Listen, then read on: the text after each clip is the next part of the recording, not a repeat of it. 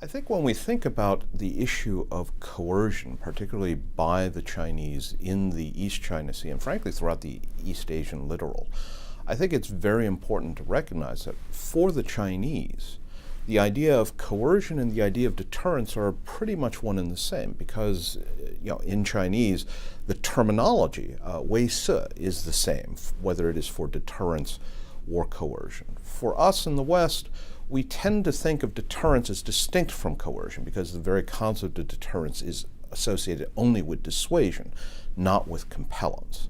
But the Chinese term, in fact, embodies both, and the Chinese use the term wei se to embody both. And so when we are thinking about just deterring, the Chinese, when they are thinking about coercion, are also thinking about deterrence. And this is very important, particularly because of how they see themselves as also vulnerable throughout the East Asian, Western Pacific aspect. China's economic center of gravity is on the coast. Western powers have demonstrated the use of naval lines of approach to attack the enemy, and so the Chinese, in a sense, want a buffer zone.